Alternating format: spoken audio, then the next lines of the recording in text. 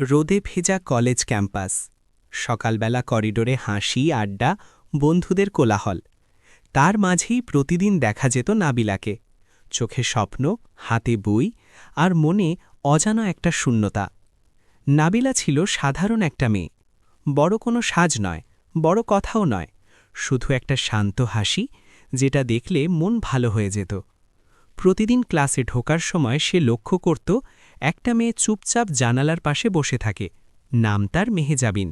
চুল খোলা, চোখে গভীর নীরবতা, যেন অনেক কথা লুকানো আছে ভেতরে। প্রথম প্রথম শুধু তাকানো, তারপর ধীরে ধীরে চোখে চোখ পড়া। কথা না হলেও দুজনেই অনুভব করত কিছু একটা হচ্ছে। একদিন হঠাৎ বৃষ্টি নামল, সবাই ছুটে গেল, কিন্তু নাবিলা দাঁড়িয়ে রইল বারান্দায়। ঠিক তখনই মেহেজাবিন এসে পাশে দাঁড়াল। নীরবতার মাঝেই নাবিলা বলল, তোমার বৃষ্টি ভালো লাগে? মেহেজাবিন হালকা হাসল। হ্যাঁ, বৃষ্টিতে মানুষ নিজের মতো থাকতে পারে। সেই প্রথম কথা, সেই প্রথম হৃদয়ের দরজা একটু খুলে গেল। তারপর শুরু হলো একসাথে ক্যান্টিনে বসা, নোট শেয়ার করা, ক্লাস শেষে হেঁটে ফেরা। কেউ বলতো না ভালোবাসি, কিন্তু চোখে চোখে সব বলা হয়ে যেত। একদিন কলেজ শেষের নোটিশ এলো। নাবিলার বুকটা কেঁপে উঠল।